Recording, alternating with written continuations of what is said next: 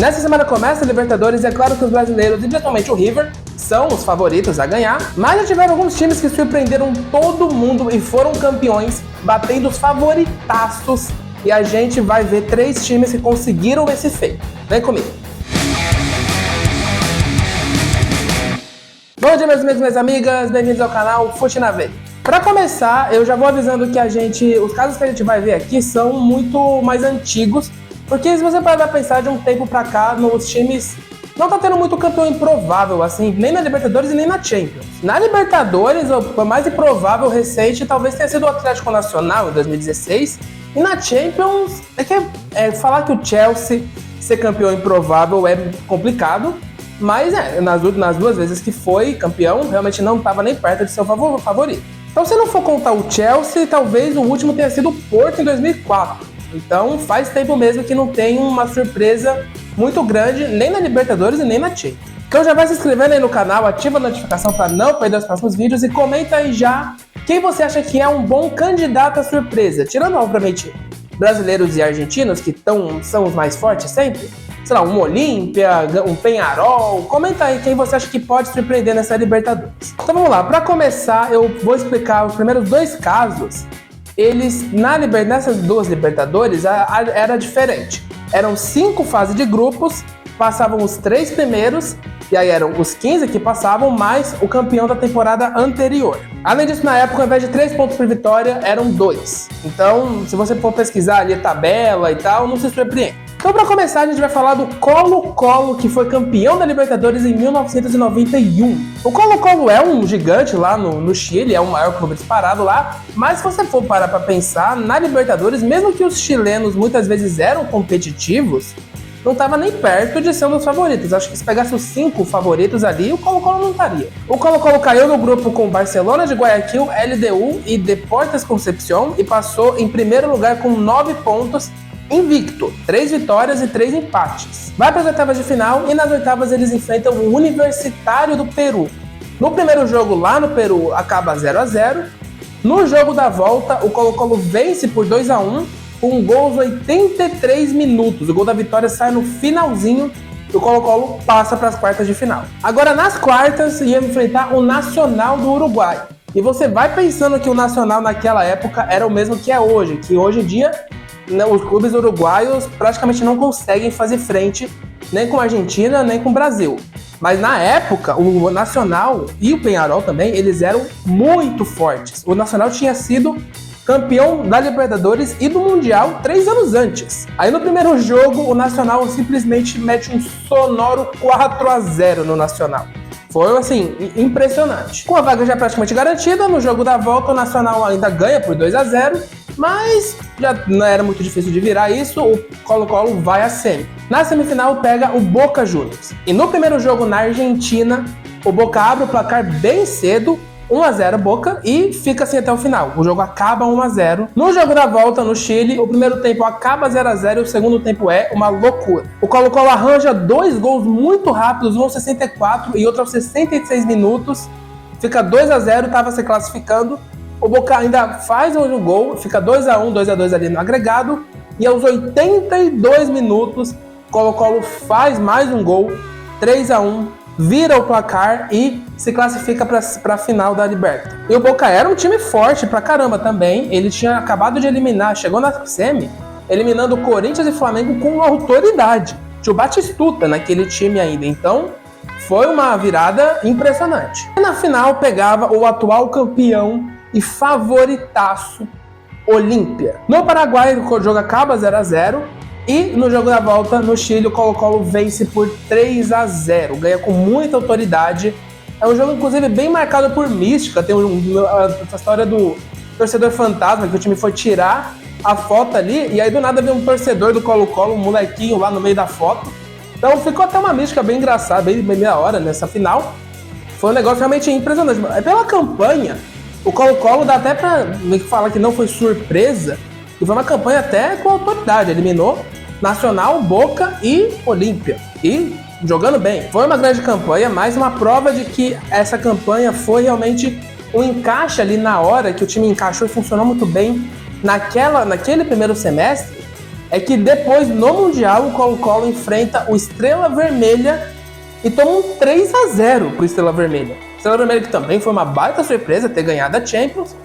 O primeiro tempo vira 1-0 com uma mais. O Estrela Vermelha tem um jogador expulso no finalzinho do primeiro tempo. E no segundo tempo, com 1 a menos, ainda mete mais 2 gols. Terminou 3-0, então realmente foi uma surpresa. Foi uma surpresa mesmo o Colo-Colo ter ganhado essa Libertadores. Agora, um caso que me deixa muito triste por ser São Paulino, principalmente na final, é o Vélez Sarsfield, quando foi campeão da Libertadores em 1994. O Vélez caiu no grupo com Palmeiras, Cruzeiro e Boca Juniors.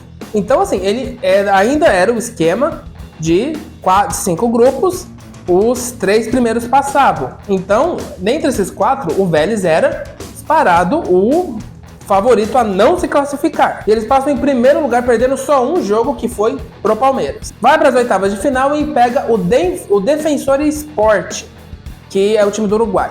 No Uruguai o jogo acaba 1-1. No jogo da volta, 0-0, vai para os pênaltis e o Vélez passa nos pênaltis para as quartas de final. Nas quartas de final pega o Minerven, que é um time venezuelano, e aí consegue ganhar até bem, com tranquilidade. Empata o primeiro jogo na Venezuela fora, em casa ganha por 2-0. Agora na semifinal pega o Junior Barranquilla, o time lá colombiano, sempre dá trabalho, sempre um time chatinho de se enfrentar. Foi um jogo meio equilibrado até, foi 2-1 primeiro jogo, 2-1 segundo jogo também, 3-3 ali no agregado. Vai para os pênaltis e o Vélez consegue passar de novo nos pênaltis. Agora, na final, pega o São Paulo do Tele Santana, atual bicampeão da Libertadores e favoritaço a ser campeão pela 3ª vez seguida. Seria o primeiro time brasileiro a conseguir um tri seguido na história. Para você ter ideia de como o São Paulo era bem favorito, o caminho do São Paulo até a final foi muito mais difícil. Ele enfrenta o Palmeiras nas oitavas de final, depois enfrenta a União Espanhola, que era um time chileno bem competitivo, bem forte na época. Tanto que o jogo na volta no Morumbi foi 4-3, então foi bem truncado ali, bem disputado o jogo. E na semi tinha passado nos pênaltis do Olímpia, que já falei várias vezes que era um time muito forte na época. Só que o Vélez vence o primeiro jogo por 1-0 lá na Argentina. O São Paulo ele tem alguma zica com times argentinos, e na maioria dos jogos perde quando joga na Argentina, quase nunca ganha fora. E aí no Morumbi, o jogo também acaba 1-0, o Vélez armou um ferrolho ali, fez cera pra caramba, segurou o placar, 1-0, foi para os pênaltis e o Vélez é campeão nos pênaltis. E já um extra aqui, logo depois, no Mundial, o Vélez também ganhou o Mundial por meter um 2-0 no Milan. Ele armou um ferrolho ali, absurdo, que o Milan não conseguiu furar. Quando furava, o goleiro ainda salvava. E conseguiu 2 gols numa das piores atuações de um zagueiro na história do futebol. O Costa Curta, zagueiro do Milan, fez um pênalti muito estúpido.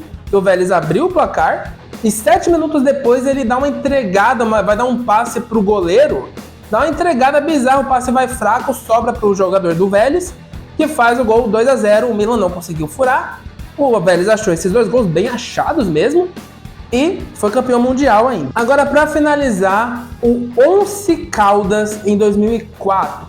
Você provavelmente já ouviu falar do Once Caldas, né, que foi campeão da Liberta e tal, mas se você não parou para olhar melhor como foi essa campanha, você não tem muita noção do quão absurdo foi isso. Para começar, nessa época, alguns grupos da Libertadores só se classificavam o primeiro lugar. O Once Caldas caiu no grupo com o União Macaraibo e Fênix, que ok, são 2 times fracos também, mas tinha o Vélez Sarsfield no grupo, que era o favorito a ficar em primeiro. E o Once Caldas passa em primeiro com 13 pontos, 4 vitórias e um empate e uma derrota. Nas oitavas de final pega o Barcelona de Guayaquil. O primeiro jogo termina 0-0, o jogo da volta termina 1-1 e o Once Caldas passa nos pênaltis. Agora nas quartas de final pega o Santos do Robinho. O Santos, que tinha sido campeão brasileiro em 2002, iria ser campeão brasileiro naquele ano, depois, em 2004 ainda. E no ano anterior tinha sido vice-campeão brasileiro e vice-campeão da Libertadores. Então era um Santos muito forte. Ainda tinha Elano, Robinho, o Diego Ribas, então era muito forte o time. Na Vila Belmiro o jogo termina empatado 1-1 e no jogo da volta na Colômbia o Once Caldas vence por 1-0 e se classifica para semis. Já foi uma zebra absurda. essa eliminação do Santos já foi uma zebra bizarra. Agora na semifinal ia pegar o São Paulo. E aí realmente é opinião, eu não vi nada disso, até porque eu tinha só 3 anos, nem se eu tivesse visto teria como lembrar de alguma coisa. Mas eu acho que o favoritismo do São Paulo, na época, ele era tão grande quanto o do Santos. Era um time muito forte, ainda tinha Cicinho, Grafite, Luiz Fabiano, Ceni, Josué. Era um time muito forte também o do São Paulo. Mas foi quase a mesma coisa. Ali no primeiro jogo, no Morumbi, termina 0-0. No jogo da volta, o Once Caldas ganha por 2-1 com gol no finalzinho e se classifica para a final. Agora, na final, ia enfrentar só o Boca Juniors, que eu já falei algumas vezes aqui no canal. Ela era uma das eras mais poderosas da história do Boca, se não a mais. O Boca tinha sido campeão da Libertadores em 2000, 2001 e 2003 e foi campeão mundial em 2000 e 2003, batendo Real Madrid e Milan, batendo de frente mesmo, não era? Ficou retrancado lá e esperou uma bola. Não, foi jogo jogado. Era um time muito forte, mas era muito poderosa do Boca. Além disso, se você quisesse eliminar o Boca, você tinha que eliminar no tempo normal. Porque nessa era poderosa do Boca, o principal técnico era o Carlos Bianchi. Ele ficou muito tempo ali. E o cara simplesmente ganhava todas as disputas de pênalti. Todas. Ele ganhou do Milan, inclusive. O Mundial foi nos pênaltis. Ele era o técnico do Vélez em 94. O Vélez que ganhou a Libertadores passando 3 vezes nos pênaltis. Ele era o técnico. Ele ganhava todas. E até o momento, ele tinha ganhado todas as disputas de pênalti que ele teve na carreira. E na final, no primeiro jogo na Argentina, termina 0-0. O Boca pressionou pra caramba. O Once Caldas conseguiu segurar o placar. No jogo da volta, na Colômbia, 1-1. O Boca ainda consegue ali um empate. O Once Caldas tinha aberto o placar bem cedinho. Conseguiu segurar, retrancou ali. Boca não conseguiu virar. Foi para os pênaltis e o Once Caldas foi campeão nos pênaltis. Aliás, foi 2-0 para o Once Caldas as cobranças. 4 cobranças para cada. Sim, o Boca errou todas. Ele errou as 4 cobranças de pênalti. Foi um troço de maluco. Assim, esse ano de 2004 ele foi muito maluco porque teve vários e vários campeões muito improváveis. Aqui no Brasil, na Libertadores, Champions, em tudo que é canto. E eu diria que até que o Once Caldas ele foi o mais improvável de todos. Tem um outro só que pode ali competir. Fica na guarda aí, vou fazer esse vídeo, não perde. Então já vai se inscrevendo aí no canal, ativa a notificação para não perder os próximos vídeos. Deixa o like aí se você gostou, compartilha com seus amigos lá nos seus grupos que me ajuda muito de verdade. Ajuda demais o vídeo, o canal, engaja melhor. Então dá essa forcinha pra mim, por favor, beleza? Lembrando, comenta aí quem você acha que pode surpreender nessa Libertadores. Eu chuto o Peñarol. Comenta aí, quero saber a sua opinião também, beleza? Beijo, tchau.